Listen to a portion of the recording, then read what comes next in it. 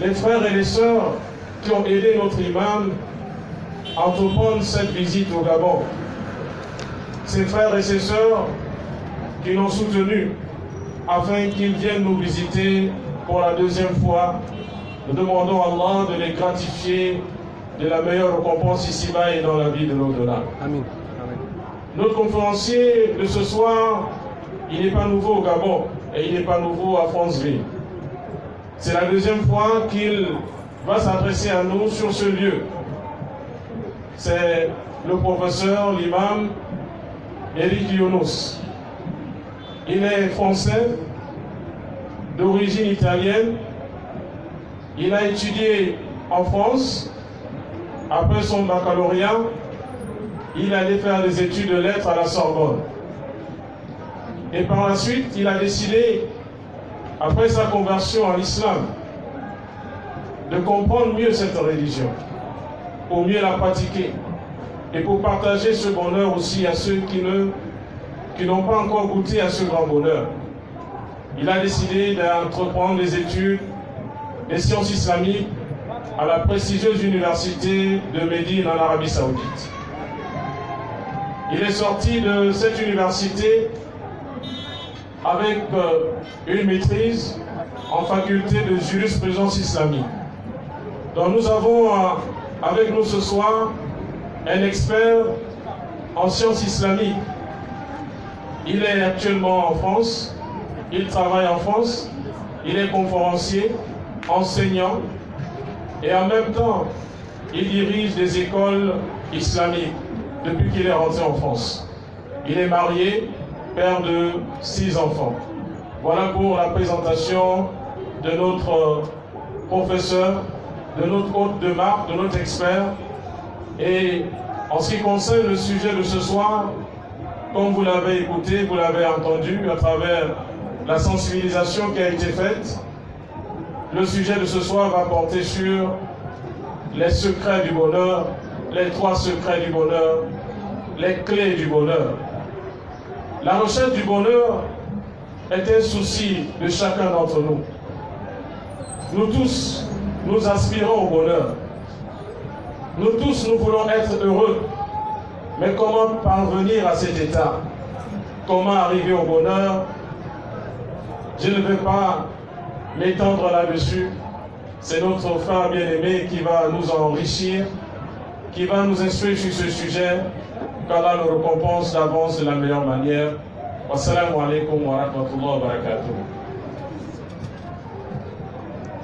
أعوذ بالله من الشيطان الرجيم بسم الله الرحمن الرحيم والصلاة والسلام على أشرف الأنبياء والمرسلين نبينا محمد وعلى آله وأصحابه أجمعين أما بعد.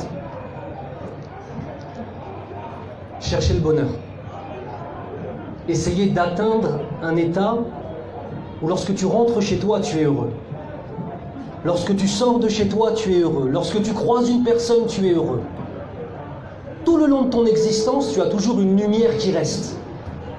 Et cette lumière, elle te permet d'avoir toujours le sourire. Le bonheur. On nous vend du bonheur.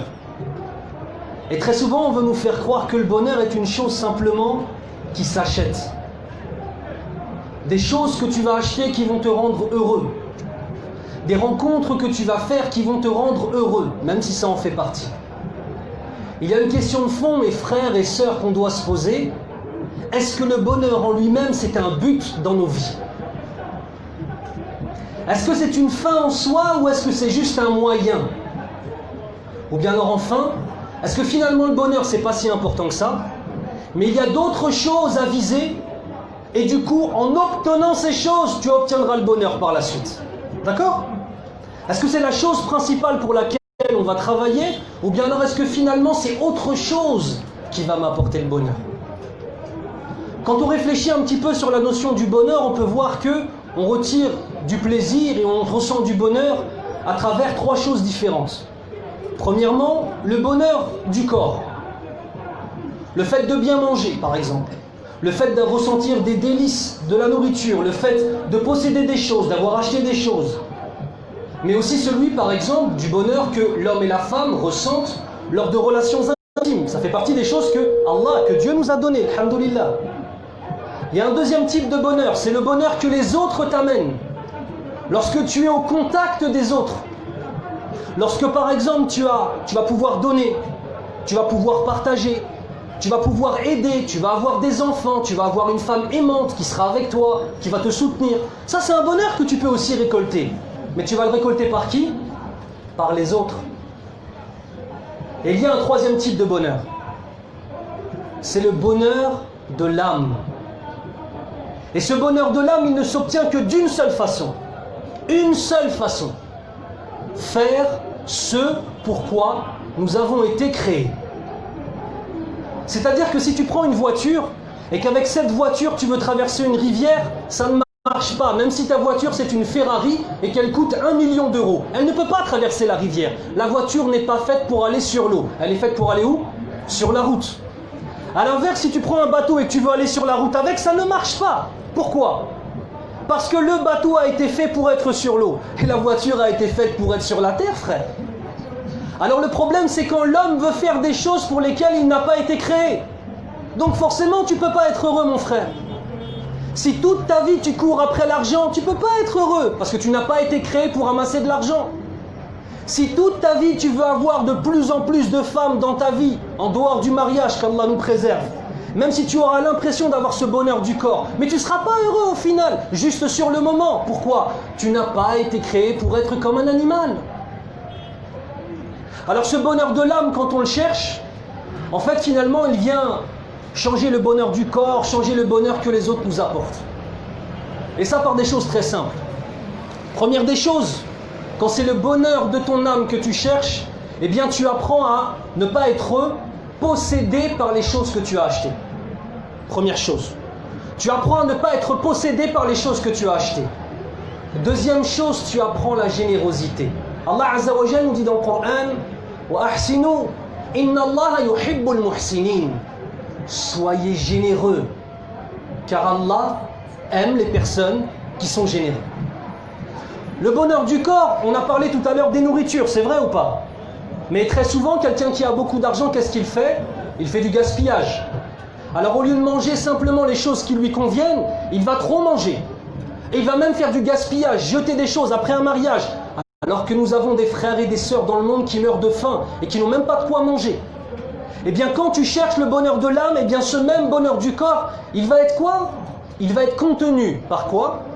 Allah Azza wa Jalla nous dit: wa la tusrifu inna Allah la yuhibbul musrifin. Et ne faites pas partie de ceux qui gâchent, qui gaspillent, car cet Allah Azza wa Jalla n'aime pas ceux qui gaspillent les biens que lui, Allah subhanahu wa ta'ala, a donné. Le bonheur du corps, on a aussi dit les relations charnelles avec son épouse. Mais l'islam n'interdit pas cela. Au contraire, alhamdoulilah. Sauf qu'on va quoi? On va le qayyid, on va le limiter à quoi? Au mariage. Al-Nabi sallallahu alayhi wa sallam قال: الدنيا متاع وخير متاع الدنيا المرأة الصالحة. Cette vie d'ici-bas n'est qu'un amas de choses éphémères. Cette vie, elle est éphémère, ça veut dire elle passe vite. Ça ne dure pas pour l'éternité. Mais regardez, خير متاع الدنيا المرأة الصالحة. Mais la meilleure des choses que tu puisses obtenir dans cette vie d'ici-bas, tu sais c'est quoi? Des choses de la vie d'ici-bas, la femme qui est pieuse. Voilà ce que tu récoltes. Le bonheur du corps existe. Simplement, il ne faut pas le consommer comme un animal. Un animal, c'est celui qui n'a pas une compagne fixe. C'est vrai ou pas? Un animal, c'est celui qui mange jusqu'à temps de se faire mal au ventre et qui même prend des choses et les gaspille. Un animal, c'est celui qui, dès qu'il prend quelque chose, il est prêt à tuer les autres pour le garder. Et bien en fait, quand tu cherches le bonheur de ton âme, tu t'élèves. Et ces choses-là, alhamdoulilah, tu les laisses. On a dit aussi le bonheur au contact des autres. Alors c'est très très bien, vous savez, je vais vous dire sincèrement, on n'a pas besoin d'être croyant pour être généreux. En France, je connais plein de personnes qui ne croient pas en Dieu. Ils ne croient pas en Allah. Mutlaqan, aucune croyance. Mais ils sont généreux avec les autres. C'est une bonne chose. Bien sûr, c'est une bonne chose. On appelle ça de l'humanisme. Ils aiment leurs frères en humanité. C'est une très très bonne chose. Maintenant, quand tu fais ça au nom de ton Seigneur, il y a une différence qui vient. c'est qu'au lieu de donner simplement de l'argent pour aider ton prochain, tu vas donner de l'argent, premièrement pour aider ton prochain, et pour satisfaire le Seigneur de ces gens à qui tu as donné de l'argent. Tu récoltes en fait finalement, c'est que une simple aumône, une simple chose que tu donnes à quelqu'un, devient une véritable adoration. Et Allah Azza wa Jal, par cela, t'aime. Allah, par cela, se met à t'aimer. Alhamdulillah. Le bonheur avec les autres, il est souvent entaché, vous savez, de mauvaises intentions. Parce que certains ne comprennent pas que la gentillesse n'est pas une faiblesse. Certaines personnes, plus tu es gentil avec eux, et plus ils font quoi? Plus ils profitent de toi. Et lorsque tu tombes sur une personne qui est sage, elle comprend que ta gentillesse n'est pas une faiblesse, mais au contraire, ta gentillesse est une force. De même, Allah Azza wa Jal nous dit, vous savez, quand on donne à quelqu'un, il faut réussir à comprendre quelque chose. Quand tu donnes quelque chose à quelqu'un, est-ce que tu attends en échange quelque chose de la part de la personne que tu as aidée? On a la réponse dans le Coran. Et c'est sur la lisan al-anbiya. C'est les prophètes qui nous disent ça. Qu'est-ce que les prophètes nous disent? La nuridu minkum jaza'an wala shukura. Nous n'attendons pas de vous la moindre récompense, ni même le moindre remerciement. Lorsque tu cherches le bonheur de l'âme, eh bien tes relations avec les gens deviennent sincères. Tu n'attends rien en échange. Tu vas nourrir quelqu'un, ce n'est pas dans des calculs pour attendre qu'il te rende plus tard. Tu vas sourire à quelqu'un, ce n'est pas pour pouvoir faire en sorte d'obtenir quelque chose de lui ou d'elle. Non. Vous savez pourquoi? Parce que tu ne cherches pas la satisfaction des gens, mais tu cherches la satisfaction de qui? Allah subhanahu wa ta'ala. À partir du moment où toi, tu vas réellement nourrir ton âme et chercher le bonheur de l'âme, eh bien ta relation avec les gens va changer. D'accord? Et le prophète sallallahu alayhi wa sallam nous dit et nous informe de la façon dont nous devons nous comporter pour pouvoir le satisfaire. Regardez la parole du dernier des envoyés de Dieu. La parole du prophète Mohammed sallallahu alayhi wa sallam. Faqal أحب الناس إلى الله أنفعهم للناس وأحب الأعمال إلى الله سرور يدخله على قلب مسلم. Écoutez bien, il va nous dire d'abord qui sont les gens les plus aimés de Dieu, puis ensuite il va nous dire quelles sont les meilleures actions. Les gens les plus aimés et les meilleures actions. Regardez comment c'est important la relation avec les autres. Il nous a dit dans le sens, les gens les plus aimés d'Allah, ce sont les gens qui sont les plus utiles aux autres. Je répète, les personnes qu'Allah aime le plus, c'est ceux qui sont les plus utiles aux autres. Premièrement, par le fait de donner la bonne parole, bien évidemment. Et ensuite, c'est pas fini, parce qu'il nous dit les meilleures personnes. Mais maintenant, on dit quoi? On dit Ya Rasulallah, oh toi prophète d'Allah, maintenant il faut que tu nous dises qu'est-ce qu'on doit faire. Wa ahabbul a'mali ila Allah sururun yudkhiluhu ala qalbi muslim. Et la plus belle des actions que tu puisses faire, c'est le fait de faire savoir rentrer de la joie dans le cœur de ton frère. Voilà les choses simples que vient nous enseigner justement cette nourriture de l'âme. Cette nourriture de l'âme. Quand tu cherches la nourriture de l'âme et quand tu cherches en vérité ce bonheur de l'âme, tu sais que tu es en train de préparer des jardins. Vous savez qu'au paradis, les croyants pieux pourront accéder au paradis, Inch'Allah. On demande à Allah de faire de nous tous des gens du paradis. Dites Amin. Ya Allah. Quand tu arrives au paradis, tu as des jardins. Tu sais ça? Tu sais à quoi ressemblent les jardins du paradis, Akhi? Masha'Allah. Est-ce que tu crois que tu as un seul jardin? Wallah, tu n'as pas un seul jardin. Tu as plusieurs jardins. Ces jardins-là, maintenant, tu sais, tu vas les retrouver après le jour du jugement, quand tu rentres au paradis, Inch'Allah. Tu vas trouver ces jardins qui auront déjà été cultivés. Les jardins auront déjà été quoi? Cultivés. Des beaux arbres, des belles plantes, des belles choses. Et on te dira, c'est toi. Les anges, ils vont t'accueillir. Et ils vont te dire, c'est toi qui as cultivé ce jardin. Tu vas dire, mais comment j'ai fait? J'étais dans la vie d'ici-bas. Mon frère, ce jardin, tu peux le cultiver avec ton cœur, avec tes mains, avec tes yeux, avec ta bouche, dans cette vie d'ici-bas. Tu peux le cultiver avec ton cœur chaque fois que tu es sincère envers ton Seigneur. Tu peux le cultiver avec tes mains, comme si tu plantais ces plantes-là et ces arbres. À chaque fois que tu vas faire des bonnes actions, que tu vas aider quelqu'un avec tes mains, ou que tu vas donner une aumône, tu es en train de cultiver ton jardin au paradis, Inch'Allah. Tu vas le cultiver avec tes pieds lorsque tu vas sortir de ta maison pour te diriger à la mosquée, ou alors pour aller aider ton prochain. Ton prochain, qu'il soit musulman ou non musulman. Ça, c'est aussi très important. Il faut vraiment qu'on rappelle cette notion d'universalité de l'islam. On n'aide pas uniquement les musulmans, on aide son frère en humanité. Et les musulmans, c'est vrai, on est une communauté et il y a un statut spécial aux musulmans, c'est vrai. Mais ça ne veut pas dire que tu n'aides pas les non-musulmans, bien au contraire. D'accord? Donc tu vas cultiver tes jardins au paradis avec ton cœur, avec tes mains, avec tes pieds, avec tes yeux. Quand tu vas lire le Coran, avec tes yeux, lorsque tu vas lire des livres avec lesquels tu vas apprendre, avec tes yeux, lorsque tu auras une tentation, une femme, on dirait c'est une gazelle hadihi, et que tu vas détourner le regard pour te préserver. Tu es en train de planter des belles plantes dans ton jardin au paradis, mashallah. On demande à Allah Azza wa Jal qu'il fasse de nous des cultivateurs des jardins du paradis. Dites Amin. Ya Rabbal Alamin. On parle du bonheur de l'âme, très bien. Mais ton âme, il faut la nourrir. C'est vrai ou pas? Ton corps, tu dois le nourrir. Comment tu fais pour nourrir ton corps? Avec de la viande, avec des légumes, avec etc. Farine de manioc, avec tout ce que tu veux, des bananes, plantains, tout ce que tu veux. Mais ton âme, comment tu vas faire pour la nourrir? C'est ça la problématique.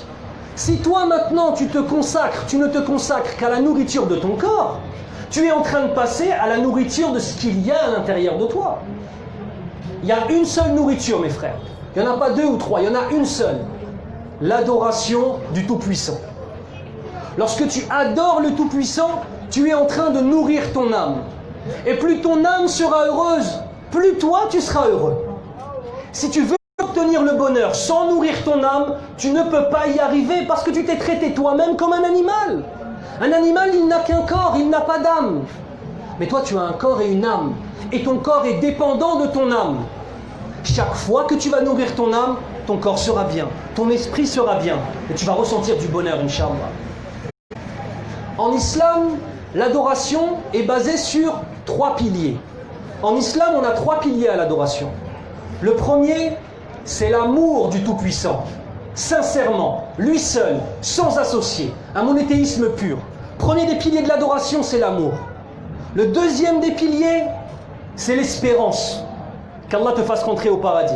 Nas'alullah an yaj'alana min ahli al-jannah. Demande à Allah de faire de nous des hommes et des femmes du paradis. Deuxième des piliers, c'est espérer le paradis et espérer qu'Allah accepte tes adorations. Mais ça ne suffit pas. Ça ne suffit pas. Il y a un troisième pilier qui est nécessaire. C'est aussi le fait de craindre le châtiment d'Allah. Ces 3 choses. L'amour, l'espoir et la crainte. D'accord? Je vais vous poser une question, mes frères. Est-ce qu'on continue à adorer Allah quand on est au paradis, oui ou non? Oui ou non? Oui. Simplement en respirant, tu mentionnes Allah et c'est l'adoration. Il n'y a plus de prière au paradis. Il n'y a plus le hajj, il n'y a plus la umrah. D'accord? Il n'y a plus le siyam, il n'y a plus le fait de jeûner. Il n'y a plus tout ça. Chaque fois que tu parles, c'est pour faire la louange de ton Seigneur. Attendez. Mais on a dit que l'adoration avait combien de piliers? 3. On les rappelle? L'amour. Le deuxième c'était quoi? L'espérance. Et le troisième c'était quoi? La crainte.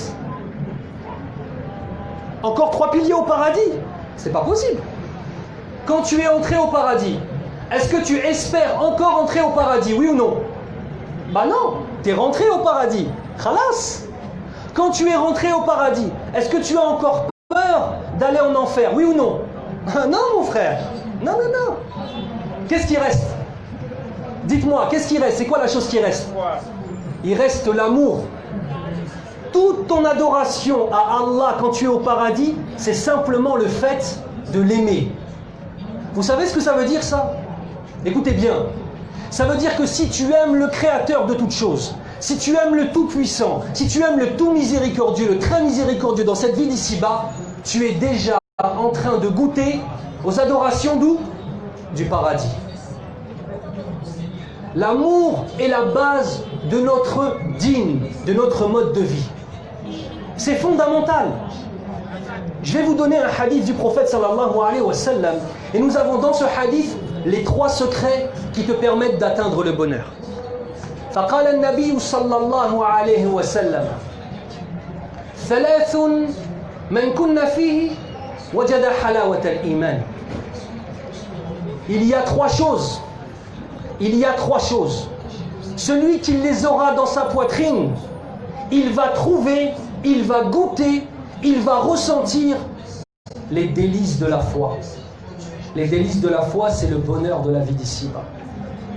Et il va nous donner, le prophète sallallahu alayhi wa sallam, ces 3 choses. أن يكون الله ورسوله أحب إليه مما سواهما. Premier des secrets du bonheur, que ton Seigneur ainsi que son prophète sallallahu alayhi wa sallam soit plus aimé de toi que toute autre chose. Deuxième des clés du bonheur, وأن يحب المرء لا يحبه إلا لله. Et qu'il sache aimer son prochain, écoutez bien, il ne l'a aimé que pour une seule cause, la cause de Dieu. Quand tu sais aimer ton prochain pour Allah, pour la cause du Tout-Puissant, c'est le deuxième des secrets qui t'apporte le bonheur. Et on va les expliquer après. Et le troisième, وأن يكره الرجل أن يعود في الكفر بعد أن أنقذه الله منه كما يكره أن يلقى في النار. Et qu'il déteste retourner à l'ignorance de la mécréance après qu'Allah Azza wa Jalla en est sorti, tout comme il détesterait qu'on le prenne et qu'on le jette au feu. Vous savez, ce hadith, cette parole prophétique, ne parle que d'une seule chose, l'amour. L'amour et l'amour. La première dimension, c'est l'amour d'Allah et de son prophète. La deuxième dimension, c'est l'amour de son prochain. Et la troisième dimension, c'est savoir aimer ce que Allah aime et détester ce que Allah déteste. Subhanahu wa ta'ala. Première des choses, on se pose une question, mes frères. Comment allons-nous faire pour aimer Allah?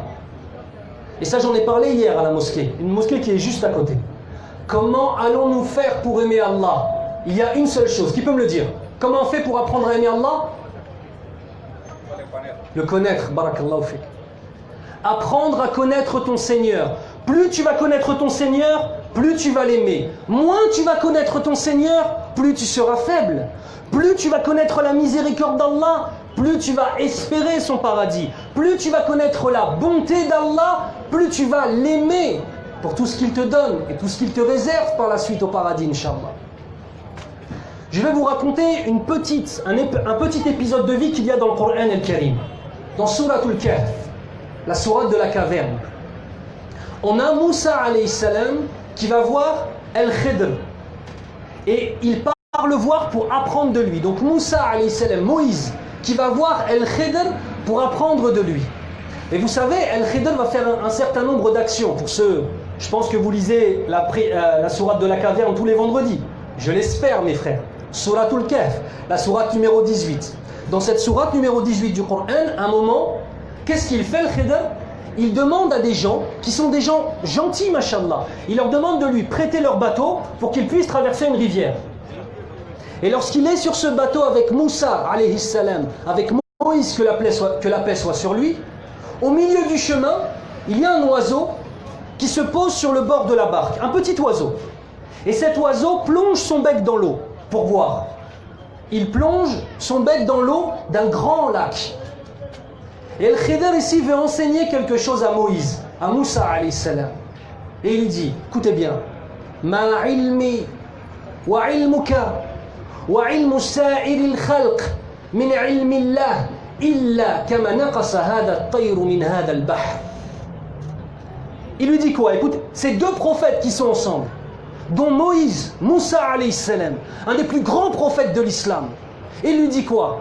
Ma connaissance ainsi que ta connaissance à toi, ma science et ta science, ainsi que la science de toutes les créatures d'Allah. Et à qui rentre dans toutes les créatures? Tous les prophètes, de Adam alayhi salam jusqu'à Muhammad sallallahu alayhi wa sallam, ainsi que tous les anges, c'est vrai ou pas? Y compris Jibril alayhi salam, imaginez la connaissance de Jibril.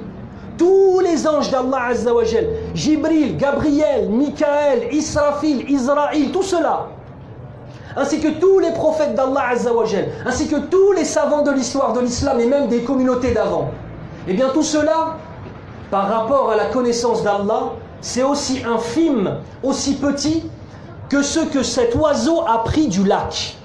Imaginez-vous que le lac c'est la connaissance de Dieu, et ce que cet oiseau a pris, le petit bec qui s'est plongé, ça c'est à peine l'équivalent de ce que savent tous les prophètes et tous les anges et toutes les créatures de Dieu. Quand tu connais ça, tu apprends à aimer ton Seigneur parce qu'Allah Azza wa Jal te connaît. Allah te voit à chaque instant. Allah connaît tes faiblesses. Il connaît aussi ta force. Il connaît tes bonnes actions et il connaît aussi tes péchés. Regardez mes frères, on a tous commis des péchés dans notre vie, c'est vrai ou pas? Oui ou non? On a tous commis des péchés et on va encore en commettre avant la fin de notre vie, c'est comme ça. Qu'Allah nous pardonne, dites Amin. Est-ce qu'Allah Azza wa Jal fait finir notre vie au moment où on est dans le péché? Regardez, Allah te donne toujours un sursis. Allah aurait pu nous prendre. Moi je suis converti à l'islam, je me suis converti en 2001. J'avais une vie. A'udhu billahi minash shaytanir rajim. Et après il faut réciter Surat al-Baqarah. D'accord? J'étais dans la musique, j'étais ingénieur du son, je faisais du rap, on était A'udhu billah. Est-ce qu'Allah a pris ma vie à ce moment-là? Wallah, il n'a pas pris ma vie à ce moment-là. Allah par sa miséricorde, il est parti me chercher tout là-bas, loin dans les ténèbres, loin. Moi et pas un autre, subhanallah. Il m'a ramené pour me faire embrasser l'islam. Et après la miséricorde d'Allah, elle se limite pas à ça. Regarde ce qu'il fait. Il m'a pris et il m'a envoyé à Médine. C'est quoi Médine? C'est le deuxième meilleur endroit sur terre après la Mecque. Subhanallah. Regarde Allah comment il est miséricordieux. Et si chacun d'entre nous réfléchit à son existence, il va comprendre, il va voir et il va se rappeler qu'à chaque fois, Allah l'a sauvé de certaines situations. On aurait pu mourir combien de fois dans notre vie? Des centaines de fois, des milliers de fois. Mais Allah, il te laisse un sursis. Regarde Allah ce qu'il nous dit dans le Coran. وَلَوْ يُؤَاخِذُ اللَّهُ النَّاسَ بِمَا كَسَبُوا مَا تَرَكَ عَلَى ظَهْرِهَا مِنْ دَابَّةٍ وَلَكِنْ يُؤَاخِرُهُمْ إِلَى أَجَلٍ مُسَمًّى. Ce verset, il est extrêmement fort. Regardez. Allah nous dit, et si Allah Azza wa Jal saisissait les hommes par rapport aux péchés qu'ils ont commis, si Allah nous punissait tout de suite, il ne laisserait personne sur cette terre. On mériterait tous d'être détruits. Mais regardez, وَلَكِنْ يُؤَخِّرُهُمْ إِلَى أَجَلٍ مُسَمًّى. Mais Allah Azza wa Jal retarde le jour du jugement. Pourquoi? Parce qu'il nous aime. Tu sais quand, imagine-toi un de tes enfants que tu aimes beaucoup. Ou alors si tu n'as pas d'enfant, ton neveu ou ta nièce, on va dire des petites filles, c'est encore plus hnin les petites filles. Hein. Elle est en train de te désobéir et tu l'as prévenue. Tu as dit, écoute, si tu fais telle chose, je vais te punir. Et elle fait la chose. Et tu fais semblant d'avoir rien vu. Tu dis, non, arrête. Je t'ai dit que j'allais te punir. Ne fais pas cette chose-là. Et elle le refait, mais tellement tu l'aimes, wallah, t'as pas envie de la punir. Vous voyez? L'attitude d'Allah avec nous, c'est exactement la même. Allah nous dit dans le Coran, يَعْلَمُ خَائِنَةَ الْأَعْيُنِ وَمَا تُخْفِي الصُّدُورِ. Allah connaît la trahison des yeux. Ça veut dire quand tu utilises tes yeux dans le haram, dans l'illicite. Et il connaît aussi ce que les poitrines cachent. Malgré ça, il nous donne encore de la subsistance. Malgré nos désobéissances, Allah Azza wa Jal nous donne la santé. Il te donne une femme aimante, il te donne des enfants, il te donne un travail, il te donne plein de choses, mashallah. Plein de bonheur dans ta vie. Alors que si Allah Azza wa Jal nous prenait par rapport à ce qu'on a fait, il ne laisserait personne sur cette terre. Mais alhamdoulilah, tellement il nous aime, il nous laisse encore. Il nous traite comme des petits-enfants, subhanallah. Alhamdoulillahi rabbil alamin. Apprendre à connaître Allah à travers ses attributs. Donc là, je vous ai parlé de la connaissance d'Allah. Mais il y a bien d'autres choses. Apprendre à connaître Allah à travers le Coran. On a Ali ibn Abi Talib radiallahu anhu qui nous dit, Ali ibn Abi Talib, pour ceux qui ne le connaissent pas, c'est le neveu du prophète sallallahu alayhi wa sallam et c'est celui qui était marié avec sa fille. Donc c'était vraiment quelqu'un de très proche. Et il a été élevé par le prophète d'Allah, Muhammad sallallahu alayhi wa sallam. Que la prière et les bénédictions d'Allah azza wa jal soient sur lui. Il nous dit ça. Le Coran, écoutez bien cette parole. Le Coran est beau en surface, mais il est immense en profondeur. Ces merveilles sont impérissables. On ne cesse d'y faire des découvertes. Les ténèbres ne peuvent être dissipées que par lui. Ça veut dire quoi? Quand tu entends réciter le Coran, tu vas dire que c'est beau. Regarde, si je te récite un verset. A'udhu billahi minash shaitanir rajim. Bismillahir rahmanir rahim. Écoutez. Alhamdulillahi rabbil alamin. La louange appartient à Allah, le Seigneur des mondes. Ar-Rahmanir Rahim. Le tout miséricordieux, le très miséricordieux. Maliki Yawmiddin. Le maître du jour de la rétribution. Iyyaka na'budu wa iyyaka nasta'in. C'est toi seul que nous adorons, Ya Allah, toi seul. Et c'est auprès de toi que nous cherchons le refuge. Vous voyez ces versets-là? Quand tu entends, ils sont beaux en apparence. Mais la profondeur, ce qu'il y a derrière ces versets, c'est encore immense, c'est encore plus profond. Et c'est comme ça qu'on doit aborder le Coran al-Karim. On a un des salaf salih, parmi les pieux prédécesseurs, qui nous donne une parole qui est magnifique. Il nous dit Al-Qur'an kas-sahibi. Al-Qur'an kas-sahibi. Kullama talati as-suhbatu, arafta asrarahu. فإن الصاحب لا يعطي سره لمن يجالسه سوى دقائق ثم ينصرف. Je vais vous traduire la parole. Je vais vous traduire la parole, Inch'Allah. C'est pas intéressant ce qui se passe là. Regardez par là, vous inquiétez pas, c'est rien. Le Coran, écoute-moi, parce que vous savez, souvent, on se plaint que lire le Coran, ça nous fait rien. Non, je lis le Coran, mais ma foi, elle augmente pas. Mais comment tu lis le Coran, mon frère? Quel type de lecture on a du Coran? Écoutez, le Coran est comme un compagnon. Le Coran, c'est comme un compagnon. Plus tu vas rester avec lui, et plus ce compagnon, il va te livrer ses secrets. Regarde, une personne que tu viens de rencontrer, est-ce que tu vas lui dire tous tes secrets, oui ou non? Non. Mais plus tu vas le connaître, plus tu vas échanger, et plus tu vas lui donner tes secrets, lui, il va te donner ses secrets. Vous allez commencer à vous connaître et à bien vous aimer. Le Coran, c'est la même chose. Plus tu restes avec le Coran, plus tu lui donnes tes secrets, plus lui il va te donner ses secrets. Et ensuite il finit la parole en nous disant, une personne que tu as rencontrée et à qui tu donnes à peine 5 minutes dans ta journée, il ne va pas te confier ses secrets. Le Coran c'est pareil. La relation qu'on doit avoir avec le Coran, c'est une relation qui est profonde. C'est une relation qui est profonde. Allah Azza wa Jalla nous dit dans le Coran, Bismillahir Rahmanir Rahim, Alladhina amanu وتطمئن قلوبهم بذكر الله ألا بذكر الله تطمئن القلوب. Regardez, ici on est en train de nous dire comment on doit agir avec le Coran. Vous savez mes frères, se revendiquer musulman, wallah c'est facile.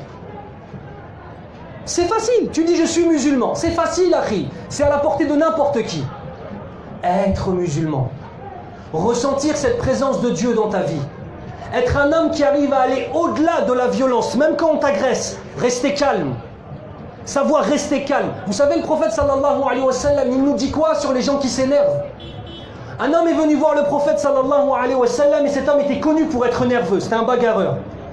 Et il lui a dit, Ya Rasulallah, ô toi prophète d'Allah, donne-moi un conseil. Il lui a dit quoi? La tardab, ne t'énerve pas. Il a dit un deuxième conseil, la tardab, ne t'énerve pas. Ya Rasulallah, un troisième conseil, la tardab, ne t'énerve pas. Le prophète sallallahu alayhi wa sallam nous dit dans un hadith authentique, Laysa shadid bisur'a, innama shadid alladhi yamliku nafsahu 'inda al-ghadab. Celui qui est fort, ce n'est pas celui qui est capable de terrasser la personne qui lui a fait du mal. Ce n'est pas celui qui est capable de taper quelqu'un. Ça, les animaux, ils peuvent le faire, mon frère. Celui qui est fort, en vérité, c'est celui, écoutez bien, qui sait retenir sa colère quand elle est à son maximum, à son paroxysme. Quand toi, quelqu'un t'a énervé, quand toi, quelqu'un t'a manqué de respect, quand quelqu'un a fait une chose qui est mal, et que tu arrives à rester calme pour ton Seigneur, à ce moment-là, le prophète sallallahu alayhi wa sallam, il dit quoi de toi? Il dit que tu es fort. Alors que si cette personne-là, tu la frappes, il dit de toi que tu es faible. Sallallahu alayhi wa sallam. Donc je vous avais cité le verset en disant Ala bi dhikrillahi tatma'innul qulub. N'est-ce pas par le rappel d'Allah que les cœurs s'apaisent? Pour connaître ton Seigneur, tu dois connaître son livre. Vous savez, à l'époque, lorsque j'étais chrétien, j'aimais beaucoup lire les évangiles. Et les évangiles, c'est un livre qui est très beau. Il y a les paroles de Jésus dedans, et vous savez que Jésus, c'est un des prophètes qu'on reconnaît. Et un musulman qui ne reconnaîtrait pas la mission prophétique de Jésus sortirait de l'islam. Il ne serait plus considéré comme musulman. Un musulman qui insulterait Jésus, alayhi salam, écoutez bien, il sort de l'islam. C'est du kufr bawah. C'est comme insulter Mohammed, ou c'est comme insulter Moïse, ou c'est comme insulter Abraham, Ibrahim. Eh bien dans les évangiles, subhanallah, lorsque je lisais les évangiles, je cherchais ces paroles de Isa alayhi salam, de Jésus, que la paix soit sur lui. Vous savez pourquoi? Plus je lisais ces paroles, plus j'apprenais à connaître Jésus. Et plus quoi? Plus je l'aimais. Plus tu vas lire le Coran, plus tu vas apprendre à connaître Allah, et plus quoi? Qu'est-ce qui va se passer? Plus tu vas l'aimer, subhanahu wa ta'ala. Et ton cœur va être apaisé. Il y a des gens, mon frère, ils sont apaisés quand ils écoutent Caris, quand ils écoutent Booba. Hein? C'est ici aussi, non ça? Ça c'est en France, ça. Vous avez tous ces gens-là, là?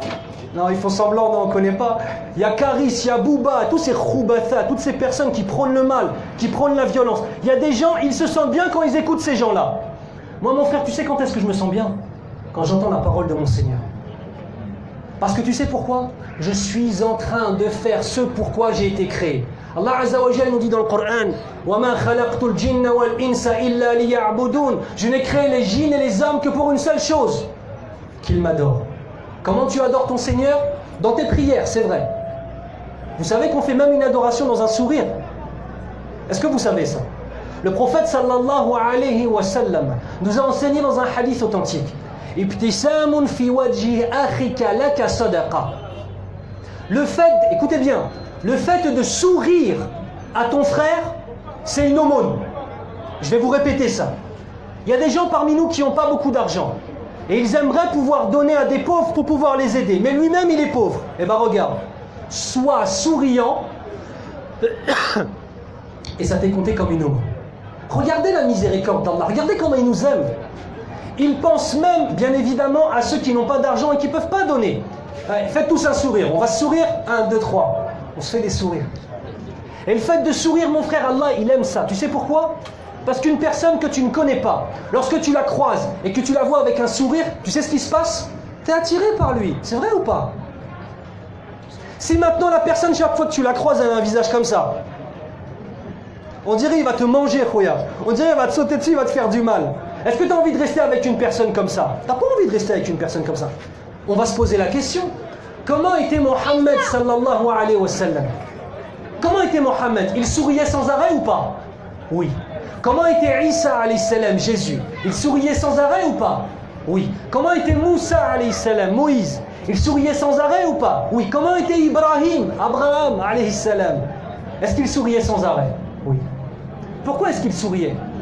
Parce qu'ils étaient apaisés. Apaisés par cette relation avec leur Seigneur.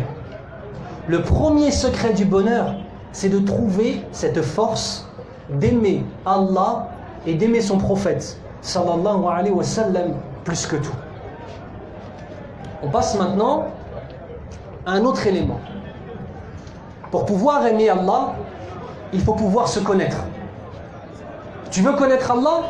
Il faut aussi que toi tu te connaisses. Pourquoi? Il faut que tu sois un médecin avec toi-même. Il faut que tu saches ton cœur à quelle catégorie il appartient. Parce que vous savez, les cœurs, ils ont 3 catégories. Ton cœur, et le cœur c'est le siège de la foi. Il y a 3 catégories de cœur, 3 sortes de cœur. La première sorte de cœur, c'est laquelle? Mashallah, c'est le cœur qui est vivant. On demande à Allah de nous donner tous des cœurs vivants. Dites Amin. Le cœur vivant, quand tu entends le rappel d'Allah, tu es bien. Quand tu entends la parole d'Allah, tu es bien. Quand on te dit d'aider les gens et d'aider les nécessiteux, tu aides sans hésiter. Tu veux le bien de ton prochain. Et ton cœur est empli d'amour pour Allah. Ça, c'est un cœur vivant. Le deuxième type de cœur, c'est le cœur qui est malade. Qu'Allah guérisse nos cœurs. Dites Amin. Bah, c'est un cœur, un coup tu es pieux, un coup tu ne l'es pas. Un coup quand on te voit, on se dit cet homme-là, Masha'Allah, il faut que je lui marie ma fille. Ou cette femme-là, quand on la voit, on dit Masha'Allah, il faut que j'arrive à lui marier mon fils. Mais à d'autres moments, tu vois la même personne, tu dis A'udhu billah, cette personne, elle n'est pas bien. Blanc, noir. Les ténèbres, la lumière. Ça, c'est la plupart des cœurs. La personne, pendant le ramadan, elle est pieuse. En dehors du ramadan, elle fait des choses qui sont mal. Allahumma shfina. Demande à Allah de nous guérir. Et il y a le troisième type de cœur. Le troisième type de cœur, c'est quoi? Qu'Allah nous préserve. C'est le cœur qui est mort. C'est le cœur qui est mort. Ton cœur, il meurt. Ton cœur, c'est comme un être vivant. Plus tu vas nourrir ton cœur d'amour de ton Seigneur, plus il va vivre longtemps. Moins tu vas nourrir ton cœur de l'amour du Tout-Puissant, et il va mourir. Et arrivé un moment, mon frère, tu n'arrives plus. Tu n'arrives plus à prier. Tu n'arrives même plus à parler de ton Seigneur. Tu sais pourquoi? C'est quand le cœur il est mort, qu'Allah nous préserve. Dites Amen. Donc il faut se connaître soi-même. Allah Azza wa Jal nous dit dans le Coran, Bismillah ar-Rahman ar-Rahim, Ma ja'ala Allahu li rajulin min qalbayni fi jawfihi. Allah n'a pas mis deux cœurs, dans la poitrine d'un seul homme. Allah n'a pas mis deux cœurs dans la poitrine d'un seul homme. Mes frères, on a combien de cœurs? On n'en a qu'un seul. Et ce cœur-là, tu sais, c'est comme un vase, comme une bouteille. Tu vois cette bouteille? Elle est remplie de quoi là? C'est blanc, c'est transparent, c'est propre là. Imagine maintenant celle-ci, si je commence à lui rajouter quelque chose de très sale, de l'eau toute boueuse, toute sale, noire, qu'est-ce qui va se passer? La couleur, elle va devenir comment? Elle va changer. Le cœur, c'est pareil. On ne peut pas avoir son cœur rempli de l'amour d'Allah et en même temps rempli de l'amour des choses que Allah déteste. C'est pas possible, mes frères. Comme dans le verset, Allah n'a pas mis deux cœurs dans la poitrine d'un seul homme. Et ce cœur-là, vous savez, regardez, là, je suis habillé en blanc. Quand je suis habillé en blanc, imaginez-vous maintenant, j'ai une tache noire dessus. Est-ce qu'on va la voir ou pas? On va la voir, hein. Par contre, si je suis habillé en blanc et que je me suis traîné par terre, là, et que je suis tout sale, et qu'on me rajoute une tache, est-ce qu'on va la voir? On va même pas la voir. Pourquoi? Je suis déjà tout sale. Ça, mon frère, c'est quand tu désobéis à Allah et que tu ressens rien. Ça veut dire que ton cœur est tellement sale que ce péché, tu le vois même plus. Je répète ce que je vous dis. Quand on désobéit à notre Seigneur et qu'on ne ressent pas dans son cœur quelque chose, ça veut dire que notre cœur est déjà tellement sale qu'en vérité, le péché, il est venu sur un cœur qui était déjà tellement noir que tu t'en rends même pas compte. Et plus tu es pieux,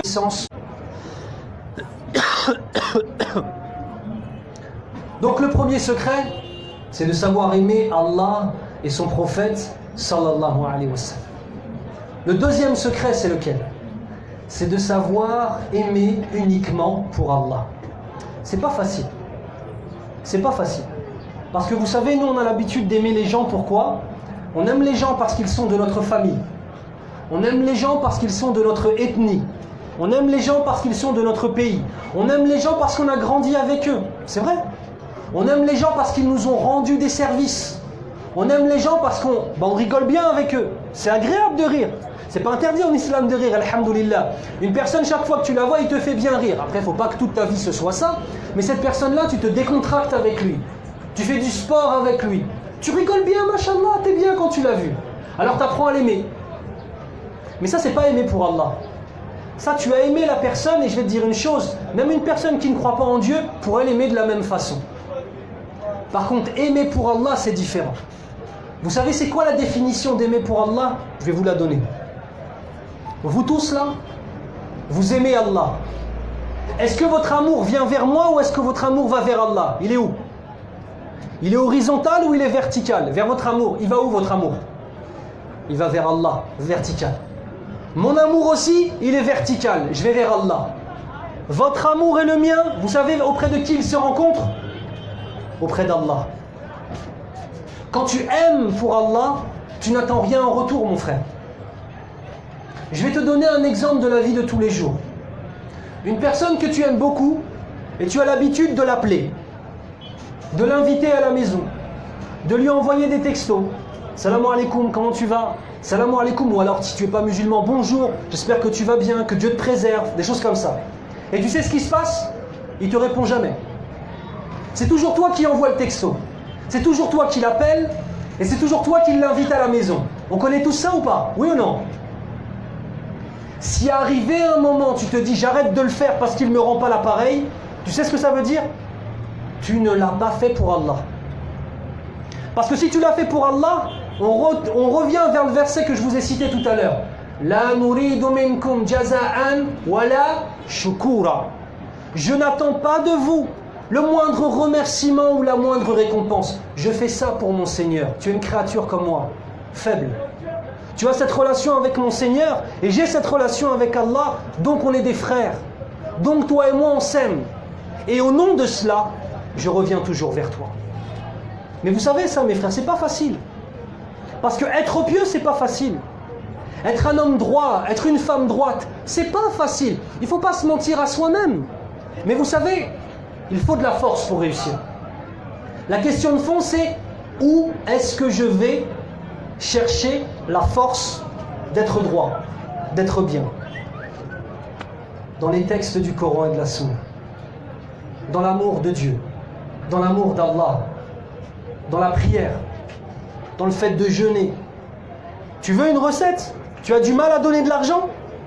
En France, on dit, je ne sais pas si vous avez cette expression, on dit Hadek, il a des oursins dans les poches. Les oursins, vous connaissez les oursins ou pas? C'est quelque chose qui pique. On dit, il a des oursins, il a comme s'il avait des aiguilles dans les poches. Dès qu'il met sa main, ça le pique. Il ne veut pas mettre ses mains dans les poches pour donner. Hein? On dit, il a des oursins dans les poches. T'as des oursins dans les poches, mon frère? Et bien, tu sais comment tu dois faire pour éduquer ton âme? Force-toi à donner. Donne plus que les autres. Donne plus que les autres. Et c'est comme ça que tu vas t'éduquer. Tu as du mal à te lever pour la prière du matin? Eh bien, tu sais ce que tu fais? Lève-toi 1 heure avant la prière du matin. Force-toi à le faire. C'est en combattant contre toi-même. Mais ça demande de la force. Un homme qui est amoureux de sa femme, elle est à 100 km. Il doit aller la visiter. Il l'aime, masha'Allah. C'est sa femme hein, dans le halal, dans le mariage, ne vous inquiétez pas. Il veut aller la visiter, il doit faire 100 km. Ça fait 1 mois qu'il ne l'a pas vue. Il va les faire les 100 km ou pas? 200 km, il les fait ou pas? Le trajet de Franceville jusqu'à Libreville en train, 15 heures, je l'ai fait en venant. Il va le faire ou pas? Où est-ce qu'il a trouvé la force? Pourquoi il fait ça? Parce qu'il l'aime. On va trouver la force d'adorer Allah parce qu'on l'aime. Si on n'aime pas Allah, on ne peut pas l'adorer, mes frères. Mais ça ne suffit pas de dire à quelqu'un hey, tu dois faire la prière. Hey, c'est haram ce que tu fais. Hey, c'est obligatoire ce que tu fais. Le prophète sallallahu alayhi wa sallam, est-ce qu'il a fait ça? Il n'a pas fait ça.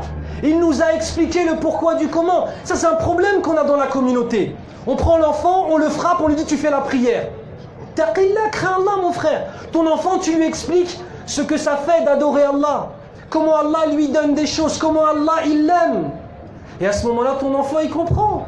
Et il a envie d'adorer Allah. Et tu sais ce qui va se passer? Même quand tu ne vas pas le surveiller, il va continuer à prier. Il y a combien d'enfants, mon frère, ils font la prière tant qu'ils sont à la maison, et quand ils sortent de la maison, ils arrêtent de le faire. C'est vrai ou c'est pas vrai? Il y a un problème dans l'éducation. On n'a pas su... Après, bien sûr, Allah guide qui il veut et égare qui il veut. On peut faire toutes les causes et parfois l'enfant, il sort ma'awaj. Il sort un petit peu tordu, c'est vrai. Mais parmi les causes, très souvent, si on n'arrive pas à transmettre l'amour d'Allah à nos enfants, c'est qu'on n'avait pas assez l'amour d'Allah dans nos cœurs. Qu'Allah nous accorde un amour pour lui qui soit fort. Dites Amen.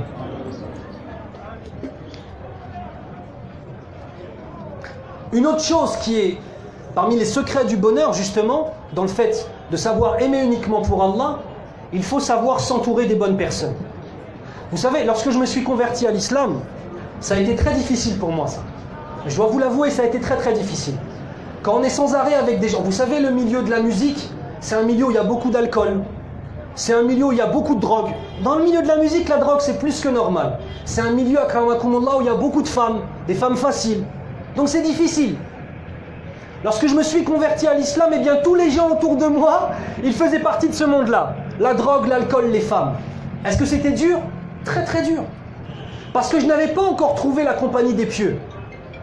Allah Azza wa Jal nous dit, et vous savez ce qu'il a fait? Il a dit au prophète sallallahu alayhi wa sallam, le prophète d'Allah, il lui a dit de s'entourer d'hommes et de femmes pieux. Comment il nous a dit ça? قال الله عز وجل واصبر نفسك مع الذين يدعون ربهم بالغداة والعشي يريدون وجهه ولا تطع من أغفلنا قلبه عن ذكرنا واتبع هواه وكان أمره فرطا وقل الحق من ربكم فمن شاء فليؤمن ومن شاء فليكفر. Je vais vous traduire le début du verset. Regardez, imaginez-vous, le prophète Mohammed sallallahu alayhi wa sallam, priez sur le prophète. Il avait besoin d'être entouré de gens pieux. Il avait besoin de ça. Alors imaginez-vous nous. Allah lui dit dans le Coran, dans la traduction du verset, et patiente et sois patient avec ceux qui adorent leur Seigneur le matin et le soir. Et le reste du verset, c'est encore autre chose. De même, le prophète sallallahu alayhi wa sallam, écoutez ce qu'il disait. Ya muqallibal qulubi, thabbit qalbi ala dinik. Ô toi, Ya Allah, ô toi, mon Seigneur, celui qui retourne les cœurs, ça veut dire islam, mécréance. Allah, il peut te repousser, vous savez ça. Allah peut nous repousser. On espère qu'Allah accepte de nous. Donc on l'appelle Muqallib al-Qulub, celui qui retourne les cœurs d'un état à un autre. Et il disait Thabbit qalbi ala dinik. Fais que mon cœur soit constant sur ton din, sur ton mode de vie. Le prophète demande ça, sallallahu alayhi wa sallam. Alors nous, comment on devrait faire? Si le prophète demande à Allah de le renforcer et que Allah lui ordonne d'être entouré d'hommes et de femmes pieuses, alors imaginez-vous pour nous. D'accord? Donc ça, c'est un autre élément pour savoir aimer pour Allah et savoir justement se sacrifier pour les autres et savoir donner sans attendre de retour, d'accord, sincèrement pour Dieu. Il n'y a pas 36 000 solutions. Être entouré de personnes pieuses, d'accord? Ça, c'est aussi un élément qui est fondamental. Enfin, la dernière des choses qui est très très importante, la dernière des choses. Donc on va résumer, on va reprendre.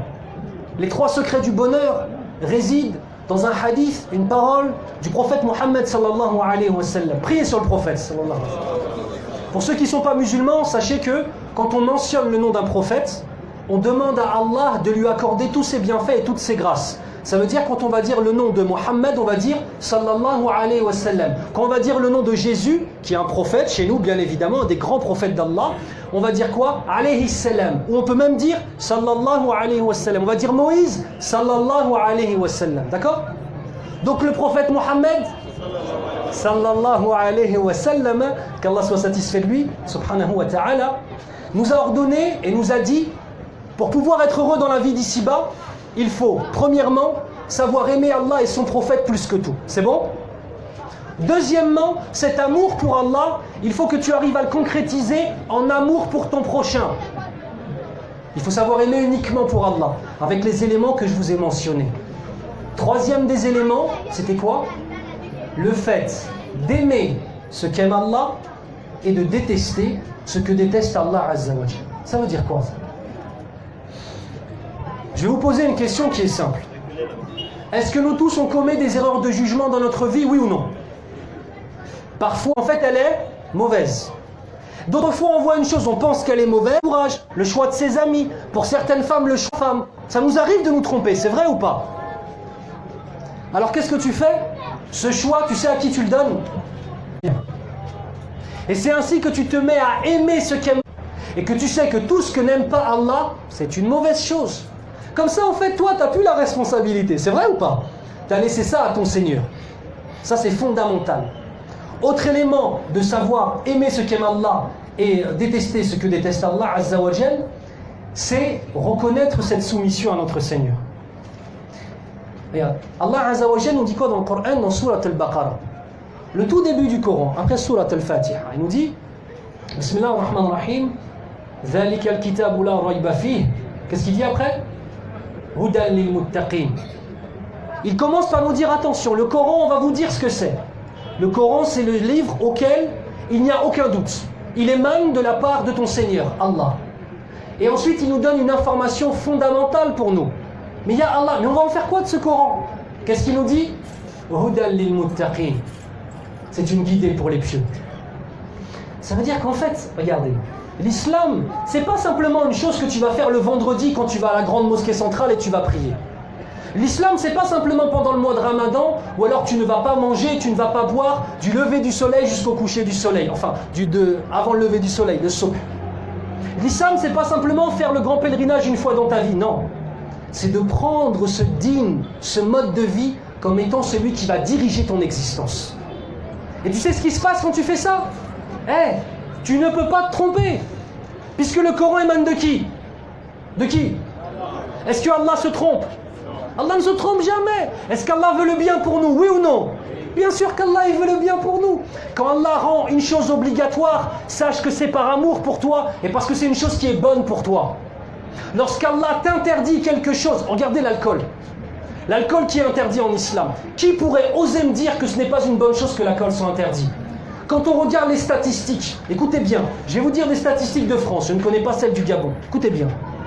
80% des agressions, des viols, ça doit toucher les femmes ça, des agressions, des violences, des viols et des meurtres arrivent sous effet d'alcool ou de drogue. 80%. C'est une des raisons pour lesquelles dans les pays musulmans il y a le moins de meurtres. Alhamdulillah. Pays musulmans qui respectent, parce qu'il y en a certains qui ne respectent pas beaucoup malheureusement. Allah quand il t'interdit l'alcool, c'est une mauvaise chose ou c'est une bonne chose? Alhamdulillah, c'est une bonne chose. Combien de femmes, c'est des femmes battues? Wallah, il y a plein de femmes, vous savez, il y a plein de femmes, elles se font battre parce que leurs maris boivent de l'alcool. On devrait voir là-dedans. Est-ce qu'on a... Bon, enfin bref, on ne va pas parler de ça, mais bon, créa Inch'Allah. Enfin, dernier point de cette dernière chose, de ce dernier secret, c'est savoir en fait finalement s'effacer pour laisser la place à la volonté de notre Seigneur. Et ça, il faut de l'humilité. Il faut de l'humilité pour ça. Humilité, ça veut dire ne pas se prendre pour ce qu'on n'est pas. Tout à l'heure, quand j'ai dit savoir aimer pour Allah, je vais vous poser une question, mes frères. On va se parler sincèrement. Est-ce qu'une personne qui est musulmane peut être raciste? Dans le principe, oui ou non? Par rapport à l'islam, elle ne peut pas être raciste. Vous savez pourquoi? Le racisme, et attention, le racisme, c'est pas simplement d'une noir vers blanc ou blanc vers noir ou noir vers arabe, non, aussi dans les ethnies. Le racisme, c'est de l'orgueil, c'est du kibr. Nabi sallallahu alayhi wa sallam nous dit quoi? La yadkhulul jannata man kana fi qalbihi mithqala dharratin min al-kibr. Écoutez bien, ne rentrera jamais au paradis celui qui a ne serait-ce qu'un gramme d'orgueil dans son cœur. Une personne qui ressent du racisme envers une autre ethnie, qu'il sache qu'il a de l'orgueil dans le cœur. Qu'Allah guérisse nos cœurs, Ya Rabbal Alamin. Ainsi, tu sais aimer la personne, une créature de ton Seigneur. Tu ne regardes pas son origine, tu ne regardes pas sa couleur, tu regardes ce qu'il est auprès d'Allah Azza wa Jal. Que nous dit Allah Azza wa Jal? Inna akramakum indallahi atqakum. Le plus noble auprès d'Allah, c'est le plus pieux d'entre vous. Ça veut dire quoi?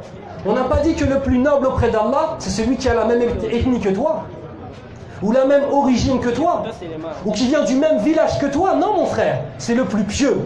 La personne la plus pieuse, c'est la plus aimée d'Allah Azza wa Jal. Savoir aimer ce qu'aime Allah et détester ce que déteste Allah. Est-ce qu'Allah aime le racisme ou pas? Il l'aime pas, il le déteste. Est-ce que nous, on se doit de détester le racisme? Oui, bien sûr. Vous voyez? Donc ce que je veux vous dire, mes frères et sœurs, et nos invités non musulmans, c'est très important de comprendre ces trois éléments. Il faut s'en remettre à notre Seigneur. Savoir l'aimer plus que toute autre chose. Tu sais pourquoi? Tu t'élèves. Et les choses ne peuvent plus t'atteindre. Savoir aimer uniquement pour lui. Tu sais pourquoi? Le racisme, la violence, la précipitation sortent de ton cœur. Et tu arrives à être quelqu'un de sage. C'est pas du bonheur ça? Être sûr qu'Allah t'aime, c'est pas du bonheur? Être sûr, subhanallah, quand quelqu'un t'agresse, tu arrives à rester calme, c'est pas du bonheur ça? Troisième élément, t'en remettre à ton Seigneur pour choisir ce qui est bon pour toi dans ta vie. Allah Azza wa Jalla nous dit dans le Coran: wa asa an takrahu shay'an wa huwa khayrun lakum wa asa an tuhibbu shay'an wa huwa sharrun lakum wallahu ya'lamu wa antum la ta'lamun. Écoutez bien, peut-être que vous allez, dans le sens du verset, peut-être que vous allez aimer une chose alors que c'est un mal pour vous. On va aimer alors qu'en vérité c'est un mal pour vous. Et peut-être que vous allez détester quelque chose alors que c'est un bien pour vous. Et regardez comment Allah finit le verset. Wallahu ya'lamu wa antum la ta'lamun. Allah sait alors que vous ne savez pas. S'en remettre à notre Seigneur. L'aimer de tout son être, savoir aimer pour notre Seigneur. Et enfin la dernière chose, aimer ce qu'aime Allah et détester ce que déteste Allah. Donc je vais finir simplement en répondant à la question de base. Quand j'ai commencé cette conférence, j'ai posé une question. J'ai dit, est-ce que le bonheur est un but? Est-ce que le bonheur est un moyen? Ou est-ce que le bonheur en fait est quelque chose que l'on récolte en visant autre chose? Eh bien la réponse, mes frères et sœurs, c'est que le bonheur dans la vie d'ici-bas, tu le récoltes en visant autre chose. En visant la satisfaction d'Allah. C'est ça que tu dois viser. Et quand tu vas obtenir la satisfaction de ton Seigneur, Allah va descendre sur ton cœur ce bonheur. Wallah, que tu seras la personne la plus heureuse de ce monde. Mais courir après le bonheur sans passer par la soumission à notre Seigneur, c'est voué à la perdition. Wallahu ta'ala a'lam. J'espère que je n'ai pas été trop long avec vous, Inch'Allah ta'ala. J'espère que vous avez bien compris les choses que j'ai tenté de vous communiquer, Inch'Allah ta'ala. Allah est témoin que je suis venu ici par amour pour vous. Allah est témoin que j'ai pris l'avion, que j'ai pris le train, que j'ai pris tout ça, simplement pour venir échanger avec vous. Et ici, Allah m'a fait l'honneur de pouvoir parler. Mais ça ne veut pas dire que je suis meilleur que vous. J'ai la certitude et je peux jurer devant Allah, Wallahi, qu'il y a des gens aujourd'hui qui par humilité se sont tus, m'ont laissé parler alors qu'ils sont meilleurs que moi. Mashallah. Ça c'est une certitude. Qu'ils ont un degré auprès d'Allah qui est très élevé. Et par miséricorde, mashallah alayhim, ils m'ont laissé parler, ils m'ont laissé m'exprimer. Sachez une chose, je suis venu pour échanger avec vous, Inch'Allah ta'ala. Je vous demande qu'une chose, faites des du'as qu'Allah accepte. D'accord? Barakallahu fikum. Je vais laisser l'imam, Inch'Allah, finir. Alhamdulillah Rabbil Alamin. Demandons à Allah de récompenser notre cher, notre imam, notre professeur de la meilleure manière, ici-bas et dans la vie de l'au-delà. Et qu'Allah fasse que ces conseils, ces exhortations nous soient profitables et nous aident à accéder à cet état, l'état de bonheur. Qu'Allah nous rende heureux ici-bas, heureux dans nos tombes et heureux le jour dernier. Nous allons passer à la phase des questions. Mais cette phase des questions, nous allons privilégier les questions qui ont un lien avec le sujet d'aujourd'hui. Et pour laisser les frères le temps de distribuer du papier à ceux qui veulent poser des questions, nous allons commencer par la première question, et c'est moi, j'ai l'honneur de lui poser cette question. La question par rapport à sa conversion à l'islam. Je disais dans mon introduction que notre invité, il est français d'origine italienne. C'est un Européen. Il s'est converti à l'islam. Je voudrais lui demander pourquoi avoir choisi l'islam, pourquoi avoir quitté le christianisme et pourquoi aujourd'hui tu es devenu musulman, mon frère. Chez nous ici au Gabon, on appelle les musulmans Aoussa. On dit l'islam, Djama Aoussa. C'est la religion des Aoussa. D'autres disent Djama Sénégalais. Donc, dans la mentalité du Gabonais aujourd'hui, l'islam c'est une religion exclusivement réservée aux Africains de l'Ouest, réservée aux Arabes. Et donc, aujourd'hui, nous avons un Français de souche, qui est musulman converti à l'islam. Donc, non seulement je pose la question suivante, pourquoi avoir choisi l'islam, mais en même temps, est-ce que tu es le seul musulman en France? Est-ce qu'il y en a d'autres comme ça, ou bien tu es un camp particulier? Bismillah ar-Rahman ar-Rahim. Alors je vais commencer par répondre par la question, est-ce que je suis le seul en France? Non, je ne suis pas le seul en France. Alors, pour vous donner une ordre d'idée des conversions à l'islam en France, on a environ 2500 mosquées en France. 2500 lieux de prière. D'accord?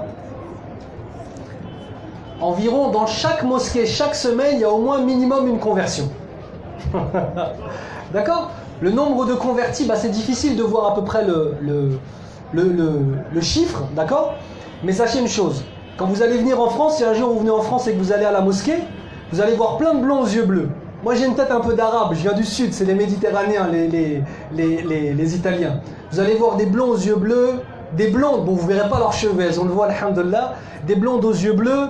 Vous allez voir aussi beaucoup de personnes d'Afrique centrale, d'Afrique noire qui se convertissent à l'islam. Vous allez voir tous.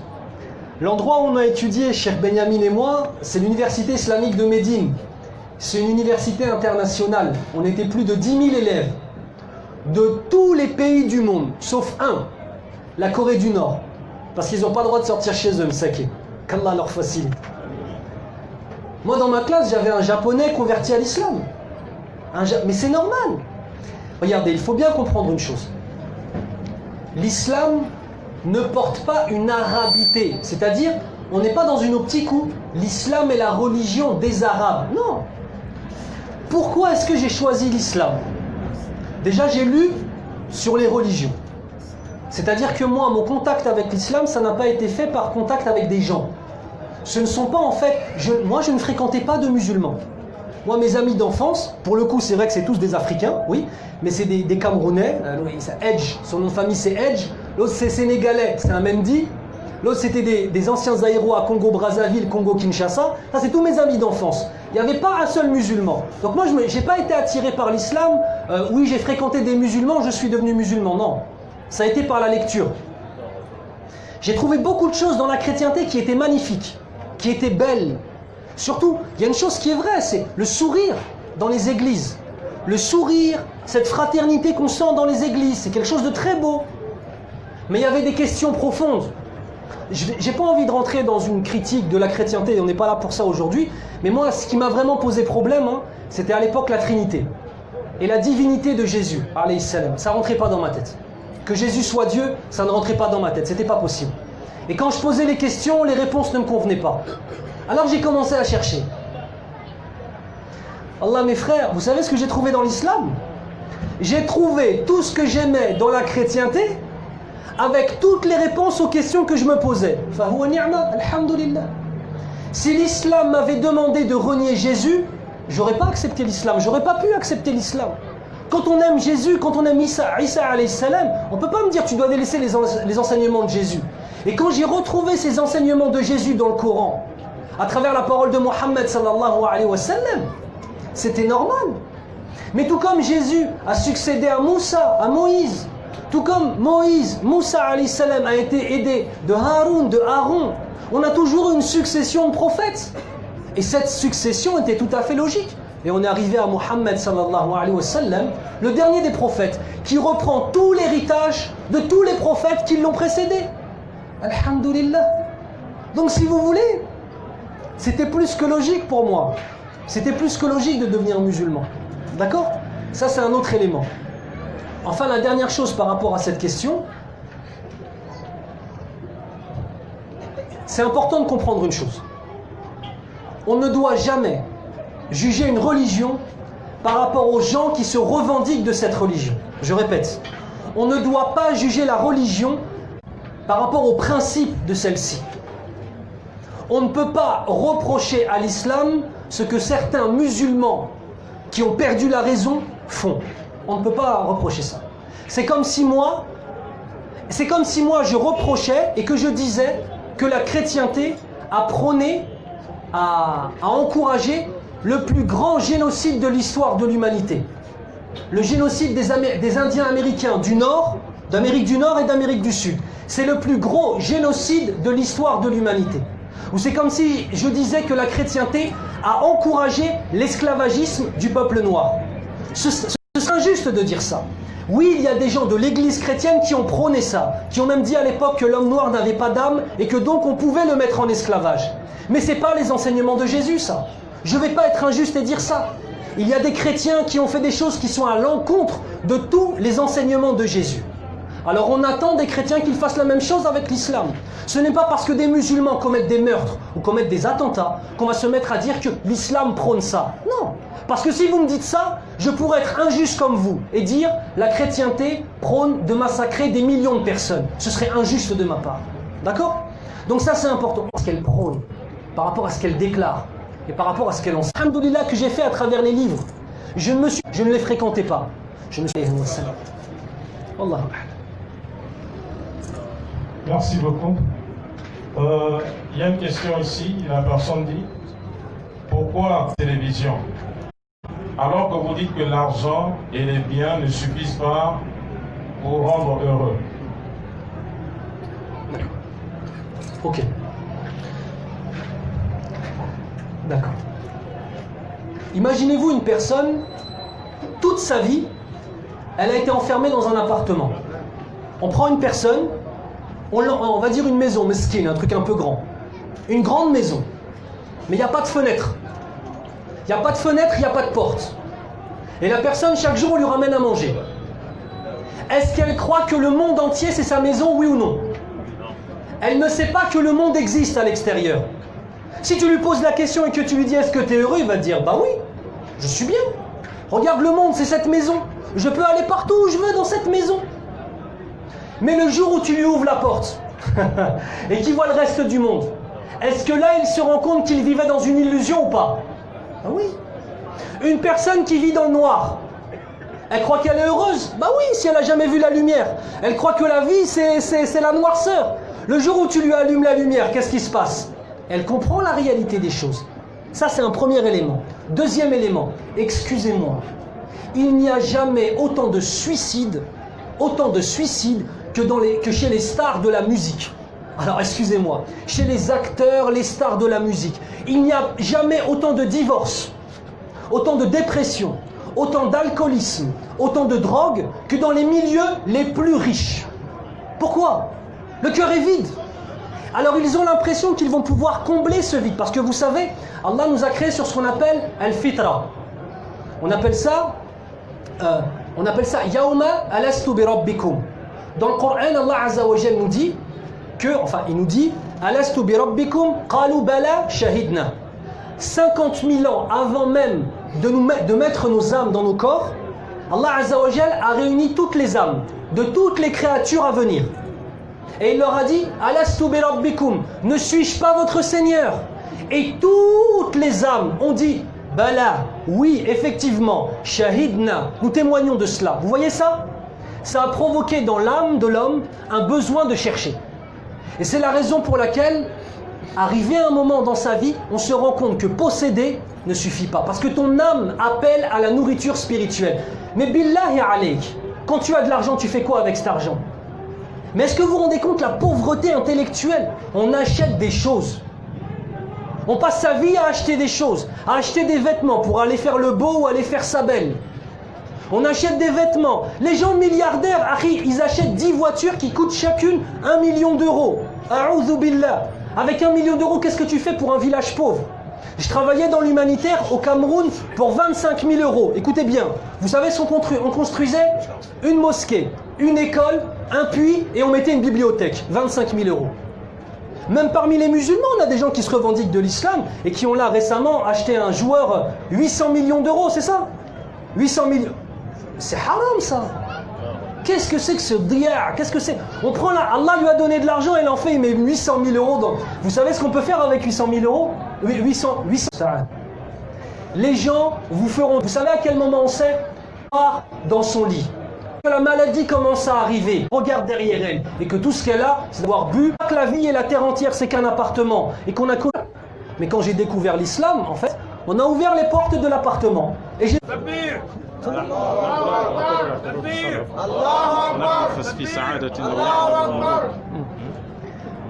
Le cheikh me rappelle une parole des salafs des premières générations qui disait, écoutez bien, si les rois, donc les rois c'est les plus puissants, si les rois savaient ce que nous avons comme bonheur dans notre poitrine, ils nous combattraient pour tenter de nous l'arracher. Wallahi, que quand tu es prosterné face à ton Seigneur, Wallahi, que quand tu es à la Mecque, devant la Kaaba, en train de lever tes mains et faire tes doigts, tu es plus heureux que n'importe lequel de tous les rois, je peux vous le jurer. Écoutez, moi j'étais dans la musique. Dans la musique, on avait tout ce des femmes, de la drogue, tout ce que tu veux. Wallah, j'étais un mesquin, je ne le savais pas. Wallah, wallah. Une seule prosternation, et ce que je ressens dans ma poitrine, simplement quand je me prosterne pour mon Seigneur, mais c'est plus grand que toutes les choses que j'ai pu avoir avant dans ma vie. Wallah. Mais quand on ne sait pas, on croit que c'est bien. Voilà. Après, on découvre, Inch'Allah ta'ala. Parmi les questions, quelqu'un demande, étiez-vous aussi impliqué en tant que chrétien que vous l'êtes en tant que musulman? Non, pas du tout. Pas du tout, faut être honnête. Alors, la France, c'est un pays qui est un petit peu spécifique. Hein. C'est un peu spécial, la France. En France, en termes général, une personne qui croit en Dieu est considérée comme stupide. Musulmans, chrétiens, hein. Les chrétiens en France souffrent beaucoup. Les chrétiens en France souffrent beaucoup de ça. Parce qu'en fait, on a vraiment une pensée qui dit que l'homme athée, l'homme qui ne croit en rien, c'est l'homme supérieur. D'accord ? Donc en fait, depuis tout petit à l'école, on nous explique que Dieu n'existe pas. Depuis tout petit à l'école, on nous explique que la religion, c'est n'importe quoi. Donc on est élevé là-dedans. Donc si vous voulez aller à l'église, à moins d'être dans une famille conservatrice, c'est très rare. Vous savez, les églises en France, elles sont vides. Non mais quand je vous dis qu'elles sont vides, elles sont vides. Et les seules personnes qui y vont, c'est les personnes âgées. Les seules personnes un peu jeunes qui vont à l'église, c'est les Africains. Les Africains qui sont venus d'Afrique, qui ont gardé une foi. Les Antillais aussi. Et qui viennent en France. Mais sinon, des Français nés en France, qui vont à l'église étant jeunes, c'est une extrême minorité. Donc, si vous voulez, la chrétienté en France est très vieillissante. Il n'y a pas la dynamique des jeunes. En France, l'islam, c'est rempli de jeunes. En termes généraux, l'islam, c'est très jeune. Il y a beaucoup de dynamisme, mashallah. Donc moi, ma relation avec la chrétienté, il faut être honnête, c'était une relation avec les évangiles. Moi, j'étais beaucoup là-dessus. Je lisais beaucoup, et même l'Ancien Testament, j'aimais beaucoup lire l'Ancien Testament. Par contre, je n'avais aucune intention de devenir prêtre, de devenir protestant, etc. D'accord ? D'accord, ok. Est-ce que les messages des chrétiens et des musulmans sont les mêmes? Bismillah. Alors si on dit sont les mêmes et qu'on s'arrête là et qu'on met un point, c'est un problème. Non, c'est pas le même message exactement, on ne peut pas dire ça. D'accord ? Par contre, est-ce qu'il y a un héritage commun ? Oui. Est-ce qu'on revendique que tous les prophètes ont prêché la même parole ? Oui. Cette parole, c'est quoi ? Moussa alayhi salam, Moïse, lorsque Allah Azza wa Jal lui a donné les 10 commandements. Quel est le premier des commandements ? Tu ne donneras point d'associé à ton Seigneur. Tu n'adoreras que ton Seigneur. Mais ça c'est quoi ? En arabe, comment tu le dis ? La ilaha illallah. Et c'est comme ça qu'on devient musulman. Le fait simplement de déclarer l'unicité absolue d'Allah. Donc le message des prophètes est le même. Effectivement, le message religieux et de croyance. Maintenant la question, on me pose la question donc je réponds. Mais je ne veux offenser personne et je ne veux attaquer personne. Je vous donne la vision qu'ont les musulmans de la chose. Maintenant, pour nous, tout ce qui concerne, par exemple, la Trinité, pour nous, c'est un ajout. C'est un ajout qui a été fait par Paul. Et pour nous, je dis bien pour nous, lorsque l'on lit les évangiles et qu'on lit la parole de Jésus, Jésus appelle son Père lorsqu'il est dans le désert. Et il lui dit, est-ce que tu m'as abandonné ? Jésus s'adresse à Dieu, s'adresse à Allah Azza wa Jal. Donc oui, il y a un héritage commun, mais la vision des musulmans vis-à-vis du message de la chrétienté, c'est que ce message a été, dans certains points, a été altéré, a été changé. Ceci dû à plusieurs choses. Certaines personnes qui l'ont altéré, qui l'ont changé volontairement. D'accord ? Dans notre vision des choses, le premier de tout cela, c'est Paul. Dans notre vision des choses. Pour nous, en tant que musulmans, nous affirmons que ce qu'apprenait Jésus et ce qu'apprenait Paul sont deux messages différents. Et que la chrétienté est restée sur ce qu'apprenait Paul. Et que la parole de Jésus a été délaissée malheureusement au profit des théories dogmatiques de Paul. Ceci adopté au conseil de Nicée par l'Empire romain en 326 après Jésus-Christ. Avant cela, les chrétiens étaient sur les enseignements de Jésus. D'accord ? Voilà la vision des musulmans. Est-ce que l'argent fait le bonheur? Bon, je m'en vais là, ça veut dire qu'on n'a pas compris la conférence là, je m'en vais. Non, alors, l'argent ne fait pas le bonheur, mais est-ce qu'il fait le malheur? Parce qu'il ne faut pas non plus mentir. Quand dans ton compte, tu as 7 millions de francs CFA, tu peux voir venir un petit peu ce qui arrive, c'est vrai ou pas? Tu peux acheter de la nourriture qui soit de bonne qualité, tu peux recevoir tes amis, tu peux recevoir ta famille, tu peux offrir des cadeaux aux gens que tu aimes, tu peux avoir une voiture qui ne tombe pas en panne toutes les 2 semaines, tu peux avoir une maison dans laquelle il est agréable de vivre. Nous musulmans, on n'a aucun problème avec l'argent. Mais il y a une condition. C'est que l'argent ne soit pas dans ton cœur, mais qu'il soit sur ta main. Si l'argent est dans tes mains, tu peux avoir des millions, mon frère. Je te le souhaite d'avoir des millions, pas de francs CFA, mais des millions d'euros. Allahumma rzuqna, qu'Allah nous donne des millions d'euros. Il n'y a aucun problème avec l'argent. Par contre, si ces millions d'euros viennent remplacer l'amour de ton Seigneur, là l'argent il n'est pas bon. Mais si à l'inverse, ces millions d'euros, tu t'en sers pour avoir une vie qui soit agréable, et tu n'oublies pas le droit des pauvres, tu donnes aux pauvres, tu donnes à ton prochain, tu achètes des livres pour les bibliothèques, tu achètes des livres pour les écoles, tu aides les autres, tu refais construire des routes, tu fais plein de bonnes choses. Tu fais venir des médecins qui vont par exemple, je sais pas, comme ils ont fait, machallah, récemment. C'était ici, là, les médecins soudanais qui sont venus pour les yeux. Machallah, c'était à Libreville, d'accord. À Libreville, des médecins sont venus gratuitement pour soigner les gens. C'est des musulmans, sans distinction de religion. Machallah, ça c'est une très bonne chose. L'argent, tant qu'il est dans tes mains, c'est bon, et qu'Allah t'en donne plein. Par contre, s'il rentre dans ton cœur, rappelez-vous, si ton cœur, tu le remplis de l'argent, l'amour d'Allah Azza wa Jal risque de sortir. Donc l'argent, oui, mais pas qui remplace l'amour de ton Seigneur. Ça, c'est très important. Allahu Akbar. Nous allons 10 minutes, 15 minutes. Voilà une autre question. Vous dites avoir lu l'évangile. Ok. Où a-t-il dit que Mohammed est l'envoyé de Dieu? D'accord. Donc première des questions, est-ce que forcément chaque prophète a été annoncé par le prophète qui l'a précédé?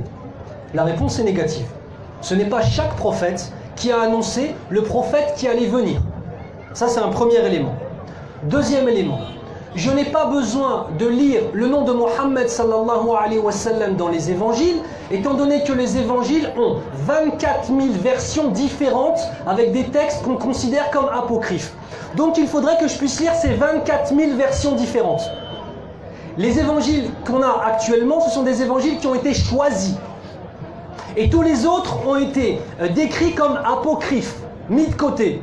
Donc je ne sais pas si dans les autres évangiles le nom de Mohammed sallallahu alayhi wa sallam est mentionné. Ça c'est un autre élément. Autre élément encore.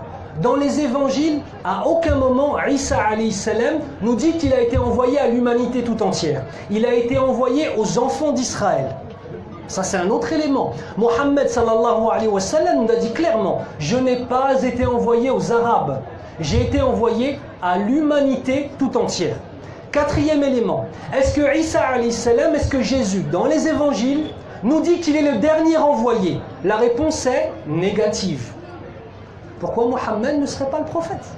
Ensuite, on a en fait finalement une minhajiyya, une méthodologie pour pouvoir reconnaître qui est un prophète. Ça c'est important, parce qu'il y a des gens qui viennent, qui se déclarent prophètes et qui sont des faux prophètes. Comment est-ce qu'on va faire, nous, pour pouvoir reconnaître qui est un prophète? Il y a plusieurs éléments. Premièrement, la connaissance des écrits passés. Deuxièmement, la connaissance de la vie des prophètes qui ont passé. Je vous rappelle que Mohammed sallallahu alayhi wa sallam a été fait prophète à la Mecque, dans laquelle il est dit qu'il ne restait qu'une seule personne, je ne vais même pas dire chrétien, mais je vais dire nazaréen. Parce qu'il n'était pas de confession catholique ou quoi que ce soit. Il était nazaréen. Et ce n'était pas son professeur. Il n'avait strictement aucune connaissance des écritures anciennes. Pourtant, dans le Coran, Allah Azza wa Jal reprend des récits de l'Ancien Testament, des récits du Nouveau Testament, en les corrigeant là où il faut les corriger. Alors que Mohammed sallallahu alayhi wa sallam n'avait pas reçu d'éducation de la part de prêtres. Autre élément, les écritures en tant que telles. Que dit le Coran? Le Coran dit que les évangiles sont un livre révélé. Le Coran dit que la Torah est un livre révélé. Le Coran dit que les psaumes de Daoud alayhi salam, de David, sont des livres révélés. Mais qu'avec le temps, ils ont été perdus ou falsifiés. Je vais vous poser une question. Après moi, c'est très important. Je ne sais pas si vous avez remarqué, mais à aucun moment je ne me suis posé comme étant un spécialiste de la Bible. Tout comme je n'aime pas quand quelqu'un qui est chrétien, qui ne connaît pas réellement le Coran, vient se poser en spécialiste du Coran. Moi, à aucun moment, je me suis déclaré spécialiste de la Bible. Néanmoins, j'aimais la lire et je pense que même si ici on a plein de musulmans qui aiment lire le Coran, ce ne sont pas des spécialistes du Coran. Il y a une différence entre lire un livre, apprécier le livre, et être un spécialiste et avoir fait des études dedans. C'est pas la même chose. D'accord ? Ok. Donc très très important. Le prophète sallallahu alayhi wa sallam, Mohammed sallallahu alayhi wa sallam, vient avec un message qui est dans le dogme, dans la croyance, le même que Moïse, le même que Moussa alayhi salam, le même que Ibrahim, le même que Abraham. Je vais vous poser une question. En quelle langue est le Coran ? L'arabe. D'accord. Est-ce que tous les musulmans sont censés apprendre l'arabe, oui ou non ? Oui. Pourquoi ? Pour conserver le Coran. Quand tu mémorises le Coran, tu es un gardien du Coran. Parce que les écrits, on peut les falsifier. Mais si toi, tu l'as mémorisé, on ne peut rien faire. D'accord ? Il y a des millions, écoutez bien, des millions de personnes chaque année qui mémorisent le Coran en entier. Une personne, en termes général, n'est pas imam s'il n'a pas mémorisé tout le Coran. D'accord ? Ok. Pourquoi est-ce qu'on fait ça ? Pour éviter que le Coran ne soit falsifié. Vous savez qu'ils ont essayé, hein ? Aux Émirats, ils avaient fait une édition du Coran qu'ils ont appelée Al-Furqan, dans lequel ils ont enlevé des versets. Ils ont commencé à le distribuer dans les mosquées. Ça n'a pas marché. Nous, notre livre, on l'apprend. Et Jésus nous dit, celui qui m'aime conserve ma parole. D'accord ? Celui qui m'aime conserve ma parole. Vous savez, la parole de Dieu, la parole d'Allah, on l'aime. Et donc on la conserve.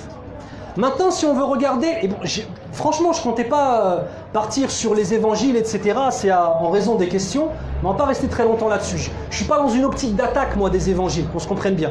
Mais on m'a posé la question, je vais y répondre quand même, Inch'Allah ta'ala. Qui, parmi les gens qui se revendiquent de la chrétienté, parle l'araméen ? Ça, c'est la langue de Jésus. C'est la langue dans laquelle Jésus s'est exprimé. Qui parle l'hébreu ? Ah, attends, pour moi, c'est un problème. Quand je me suis converti à l'islam, on m'a dit le Coran a été révélé en arabe. J'ai appris l'arabe pour revenir à la source. Moi, je ne peux pas me contenter d'une traduction du Coran. Vous savez pourquoi ? Parce que celui qui a traduit a pu se tromper. C'est vrai ou pas ? Il a pu me manipuler et faire dire au Coran ce qu'il voulait si moi je ne parle pas l'arabe. Ok. Les versions, et encore une fois, je ne comptais pas avoir une discussion comme celle-là. C'est pour ça qu'on ne va pas rester très longtemps là-dessus. Mais les versions qu'on a aujourd'hui de la Bible, c'est la traduction de l'araméen vers l'hébreu, vers le latin, vers le grec, vers le français, vers l'anglais, avec autant de versions différentes. Excusez-moi. Il y a un proverbe en français, je ne sais pas si vous l'avez ici. Les Africains sont plus forts que nous dans les proverbes, mashallah. C'est les maîtres des proverbes, Allah ibarak. Traduire, c'est trahir. Donc même aujourd'hui, nous en tant que musulmans, regardez ce que j'ai fait pour les gens qui sont non musulmans. Quand j'ai cité une parole de Dieu, d'Allah, qu'est-ce que j'ai fait en premier ? Je l'ai cité en quelle langue ? En arabe. Et ensuite j'ai cité en français. Parce que le français, ce n'est que la traduction. Pour moi, tu ne peux pas me convaincre qu'une parole est la parole de Dieu révélée. Si au final, tu as entre les mains la traduction de la traduction, de la traduction, de la traduction, de la traduction, là il y a un problème. Donc il y a eu des modifications qui ont été faites, parfois involontairement. Bah oui, ça arrive. Et il y en a qui ont été faites volontairement. Allahu ta'ala a'lam. Plus de questions comme ça. Une question qui est liée à celle-là. Non. Celui qui pose la question dit, un musulman m'a dit que si tous les livres disparaissaient du monde et étaient détruits, seul le Coran peut être reconstitué. Ah vrai ? Est-ce vrai? Et comment serait-il possible? Ah oui, mais ça c'est facile ça. Wallah, je vous jure devant Allah, il n'y a rien de plus facile. Tu prends une personne qui a mémorisé le Coran en entier et il te le récite. Quand c'est... Bon, vous au Gabon c'est un peu spécial, c'est pas comme nous. Nous en France, ou au Maroc, ou en Algérie, ou dans beaucoup de pays, pendant le mois de Ramadan, on a 2500 mosquées en France. Ça veut dire qu'il y a minimum 2500 personnes qui ont mémorisé le Coran. Il y en a beaucoup plus en France. Il y en a environ 10 à 15 000. En France, c'est un pays non musulman. Ils sont capables de te réciter le Coran de la première page à la dernière page sans une seule erreur. Allahu Akbar. Eh, c'est juste la France. C'est pas un pays très attaché au Coran. Alors imaginez-vous si on parle du Maroc, si on parle de la Mauritanie. Il n'y a rien de plus facile que de reconstituer le Coran. Mais vous avez vu quand je citais des versets, je faisais exprès à la fin, je faisais un petit suspense. Et il y avait, machallah, les gens, ils les finissaient. Mais nous, on mémorise le Coran. On aime mémoriser le Coran. Franchement, la question, je critique pas la question. Mais en fait, il n'y a rien de plus facile pour nous. Le Coran, on le mémorise. Le Coran, il est dans les poitrines. D'accord? Donc, si tous les livres disparaissaient et qu'on devait réécrire un livre, eh ben environ, vous devrez... J'ai pas les chiffres exacts de personnes qui mémorisent le Coran en entier, mais en tout cas, par an, il y a plus d'1 million de personnes qui mémorisent le Coran en entier. Par an. Bon, vous avez le choix. Hein? Question suivante. Ma question n'a rien à voir avec le message d'aujourd'hui. J'aimerais savoir pourquoi le culte ou encore la grande prière chez les musulmans se fait les vendredis. Pourquoi pas par exemple le lundi ou un autre jour?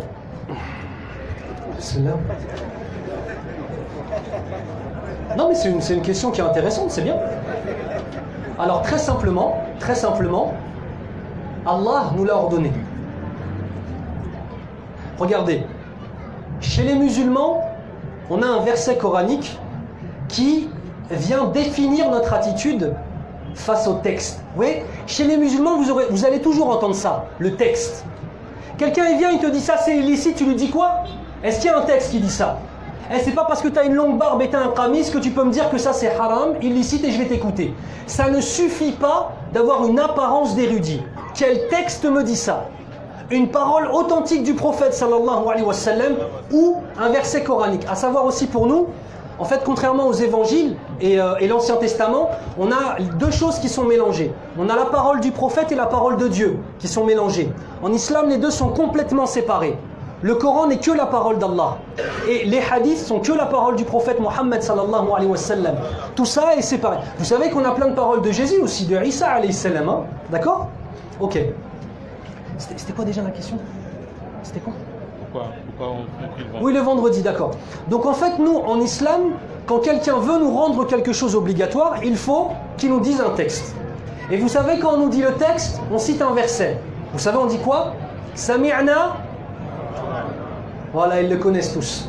Wa ata'na. On a entendu et on a obéi. On a une sourate du Coran qui s'appelle Surat al-Jumu'ah.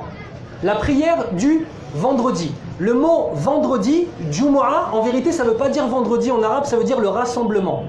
Et la mosquée, parmi les noms de la mosquée, Masjid, Masjid, ça veut dire l'endroit où on se prosterne, mais il y a aussi El-Jama'. D'accord? El-Jama', celui qui rassemble les gens. Donc c'est un ordre divin de la part d'Allah. Maintenant, il y a aussi une autre question à se poser. Pourquoi ce n'est pas le dimanche? Ou pourquoi ce n'est pas le samedi? Ça, c'est une question. Justement pour montrer que cette religion, que ce dîn, que l'islam a un héritage commun d'une prière principale, effectivement, comme les chrétiens le dimanche matin, effectivement, comme la communauté juive le vendredi soir, parce que tout comme nous, pour les juifs en fait, tout comme en islam en fait, un jour commence à partir de la prière du Maghrib. Ça veut dire en fait là, quand ce sera le Maghrib, on est rentré dans le jour d'après. Donc c'est la raison pour laquelle ils font leurs adorations après le Maghrib. D'accord? Eux c'est le samedi, et bien Allah Azza wa Jal nous a donné le vendredi. Allah a créé la terre un vendredi. Allah a créé Adam un vendredi. Et le jour du jugement sera un vendredi. Sami'na wa, on a entendu, on a obéi, Allah Azza wa Jal nous dit ça, alhamdulillah. La question qui suit, comment une personne qui, après avoir été guidée, retombe dans la mécréance et dans les grands péchés? Bismillah. Alors on va faire la différence entre une personne par exemple qui serait musulmane et qui retomberait dans des péchés. Ça c'est une sorte. Et une personne qui aurait été musulmane et qui sort de l'islam. C'est deux choses différentes. C'est deux choses complètement différentes. Les péchés, on est tous faibles. Et si j'ai un conseil à vous donner, on a un proverbe qui dit « Ne condamne pas trop les péchés d'un homme en le jugeant, car peut-être que son présent, c'est ton futur. » Hein? Peut-être qu'aujourd'hui tu le critiques, et tu te permets de dire cet homme-là, c'est une personne qui n'est pas bien, c'est une personne, on ne peut pas lui faire confiance, etc. Alors qu'en vérité, toi, tu vas mourir comme ça. Donc, première des choses, quand on voit quelqu'un qui est dans la désobéissance, on fait dua pour lui, parce qu'on l'aime. On demande à Allah de lui donner la facilité, vous voyez? Et ensuite, on demande à Allah de nous préserver de la même épreuve. Alors, une personne qui tombe dans les péchés, il y a plein de choses. Mais tout ça revient toujours à la même origine. La personne n'était pas amoureuse d'Allah. La personne n'avait pas une connaissance profonde d'Allah. La personne a eu une épreuve, et quand elle a eu cette épreuve, elle a oublié son Seigneur. Ce qui est une preuve qu'elle ne connaissait pas Allah. Pourquoi? وَعَلَى اللَّهِ فَلْيَتَوَكَّلِ الْمُتَوَكِّلُونَ. Et c'est envers Allah que se remettent, on met notre confiance en Allah Azza wa Jal, quand on est véritablement un croyant. Donc en fait là on retourne encore dans une histoire de connaissance, d'ignorance. Une personne qui ne connaît pas Allah, il perd confiance en Allah. Une personne qui connaît Allah, jamais il perdra confiance en lui. Une personne qui connaît Allah, qui ne connaît pas Allah, il va peut-être se dire j'ai trop de péchés, Allah ne me pardonnera jamais. Une personne qui connaît Allah, il sait que chaque verset commence par Bismillahirrahmanirrahim. Enfin chaque sourate, sauf sourate Tawbah. Au nom d'Allah, celui dont la miséricorde est parfaite, celui dont la miséricorde est continuelle. Voilà comment commence chaque sourate du Coran. Alors maintenant, ça c'est la personne qui désobéit. Une personne qui sort de l'islam, ça nous ramène à deux éléments. Premier élément, qu'est-ce qu'on dit à chaque fois le vendredi, quand l'imam monte sur la chaire? Il dit Innal hamdalillah, nahmaduhu wa nasta'inuhu wa nastaghfiruh. On demande à Allah Azza wa Jal de nous préserver contre le mal de nos propres âmes et contre nos péchés. Ça c'est pour celui qui désobéit. Man yahdihillahu fala mudilla lahu wa man yudlil fala hadiya lahu. Celui qu'Allah a décidé d'égarer, personne ne pourra le guider. Et celui qu'Allah a décidé de guider, personne ne pourra l'égarer. Peut-être que des personnes, vous savez, on a eu un pasteur qui était venu en France. Je ne vais pas citer son nom parce que ce n'est pas à la personne que je m'attaque, mais c'était à l'idée qu'il avait prônée qui ne m'avait pas trop plu. Que diriez-vous de moi si je venais et que je mentais et que je disais avant j'étais pasteur et qu'en fait c'est pas vrai? Est-ce que j'ai le droit de faire ça en tant que musulman? J'ai pas le droit de faire ça, on ment pas. On ne ment pas sur ces choses-là. Ce monsieur-là, il est venu en France et il tourne beaucoup en Afrique. Peut-être que vous l'avez eu. Lui, il dit qu'il était imam. Et donc, comme il a dit qu'il était imam, il était invité dans plein d'endroits. Que diriez-vous d'un... Et il avait dit qu'il avait mémorisé tout le Coran. Écoutez, que diriez-vous d'un imam? Ils l'ont mis au défi de réciter Qul huwa Allahu ahad, Allahu samad, lam yalid wa lam yulad, wa lam yakul lahu kufuwan ahad. Hey, tu peux réciter la sourate? Tu la connais cette sourate? Récite-la moi s'il te plaît. Lam yalid wa lam yulad. Quel âge tu as, Habibi? Allahu samad, lam yalid wa lam yulad. Quel âge tu as, Habibi? C'est bon. Quel âge tu as dit? 7 ans. Voilà, barakallahu fi. 7 ans, cette sourate, tous les enfants musulmans du monde, ils la connaissent. Le monsieur, il vient et dit, j'étais imam. J'ai prié pour les gens. Arrête de mentir. Pourquoi tu viens mentir? Faut pas mentir. Pourquoi est-ce qu'il a fait ça? Il voulait faire semblant d'avoir été un imam, genre un imam qui se convertit à l'islam, qui se convertit au christianisme. Waouh! Mais c'est pas vrai, t'étais pas imam. Tout comme moi, j'étais pas pasteur. Faut pas mentir dans la vie, d'accord? Donc quelqu'un qui sort de l'islam, pour moi, wallahu a'lam, c'est une personne, soit Allah n'a plus voulu de lui, Allah ne voulait plus de lui, pour certaines raisons qu'on ne connaît pas, mais surtout, cette personne-là, elle ne connaît pas notre Seigneur et elle ne connaît pas l'islam. Parce que quand un musulman vient, un soi-disant ex-musulman vient te dire « Mais dans l'islam, je n'ai pas reconnu l'amour de Dieu et je n'ai pas reconnu l'amour de Jésus », c'est vraiment que c'est un menteur. On appelle ça, c'est une maladie. On appelle ça de la mythomanie. D'accord? C'est une maladie où tu mens sans arrêt, tu n'arrives pas à t'arrêter. D'accord? Donc pour moi, wallahu ta'ala a'lam, c'est un manque de science. Wallahu a'lam. بارك الله فيك وجزاك الله خيرا وحفظك الله يا شيخنا الكريم. Voilà, nous allons nous arrêter ici. Demandons à Allah de récompenser et de retrouver notre imam, notre chef, notre professeur de la meilleure manière ici-bas. Allah le bénisse, bénisse sa famille et bénisse ses actions à travers la France et à travers le monde.